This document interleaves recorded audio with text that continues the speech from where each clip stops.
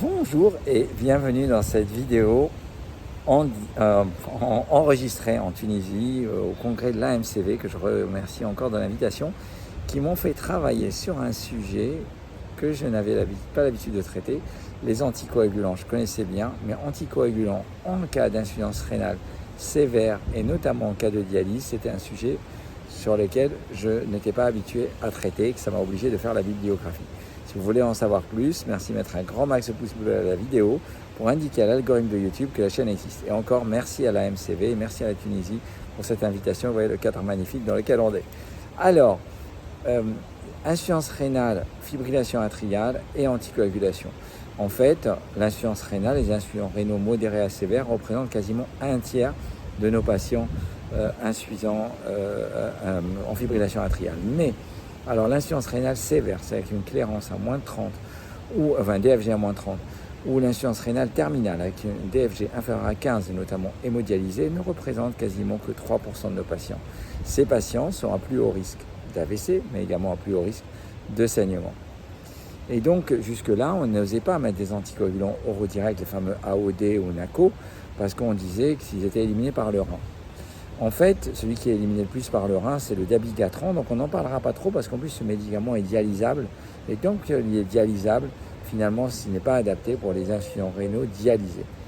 Donc il nous reste le rivaroxaban et l'apixaban qui eux sont dialysables de peu, éliminés par le rein, globalement peu, ils sont éliminés également essentiellement par le foie, et donc finalement ils sont peu éliminés par le rein.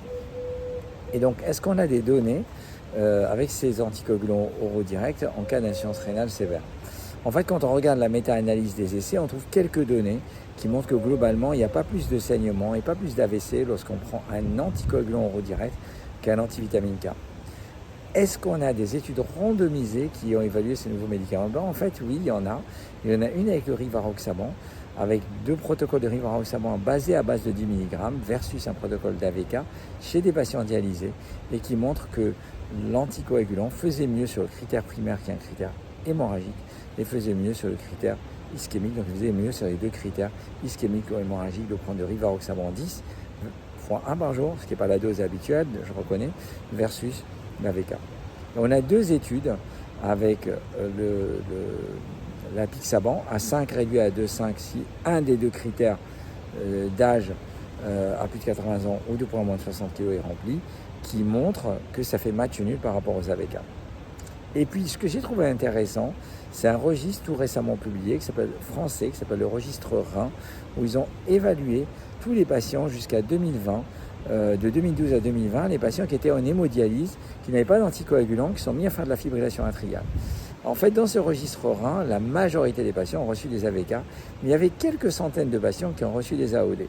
Ce qu'il y a d'intéressant, c'est qu'on voit l'usage des AOD augmente avec le temps et atteint quasiment 12% en 2020. Donc on peut imaginer qu'aujourd'hui, c'est beaucoup plus. Ça, c'est la première chose. Et deuxièmement, lorsqu'on compare le groupe AOD versus le groupe AVK, même si ce n'est pas une étude randomisée, parce que c'est une étude où on récupère les données de l'assurance maladie et on évalue s'ils sont morts ou pas morts, on regarde ce qu'ils sont devenus en termes d'hospitalisation, et on peut évaluer comme ça les principales complications. Ce n'est pas aussi précis qu'un essai randomisé, mais ça nous permet d'avoir un plus grand nombre de patients. Et bien, ce qu'on retrouve ici, c'est qu'il y avait moins d'AVC embolie systémique et moins d'hémorragie majeure. Lorsqu'on étudie les 2 groupes, apixaban tout seul versus AVK et rivaroxaban tout seul versus AVK, comme on réduit le nombre de patients dans les 2 groupes, bien sûr la significativité n'est pas obligatoirement atteinte, mais globalement on voit que la tendance va en faveur des AVK. Alors est-ce qu'aujourd'hui on a le droit de prescrire un AOD chez un patient dialysé? En théorie en France, non, parce que quand on prend le RCP du produit, le dictionnaire Vidal, c'est pas dedans, donc on ne peut pas. Lorsqu'on prend les recommandations européennes, théoriquement, on ne peut pas, c'est pas traité, c'est pas abordé, ou c'est déconseillé ou contre-indiqué, même quand vous prenez les guides ERA 2021. Alors soyez patient, on va avoir des recommandations européennes de prise en charge de la fibrillation atriale qui vont être présentées tout prochainement, publiées, présentées fin août au congrès de l'ESC à Londres. Donc on est impatient d'avoir ça, et je suis sûr que ces études vont faire rentrer les AOD en cas d'insuffisance rénale sévère. On peut imaginer qu'un grade 2, je n'ose pas un grade 1, mais un grade 2. Lorsque on regarde les recommandations américaines récentes, AHA toute récente qui date de fin d'année 2023, où on regarde Cadigo, en fait, dans l'AHA, dit que en cas de dialyse, on peut donner l'AVK, mais on peut donner également l'apixaban à dose adaptée. Et intéressant. Et quand on regarde Cadigo, les deux AOD peuvent éventuellement avoir leur place. Donc ça m'a fait évoluer. Jusqu'à aujourd'hui, moi, ces patients-là ne sont pas courants. Et en général, j'ai tendance à dire non, on ne les met pas sous AOD. Peut-être que mon attitude va changer. Je pense que je vais attendre septembre. Et comme ça, j'aurai des recommandations et mon attitude sera basée sur quelque chose de clair clair et précis.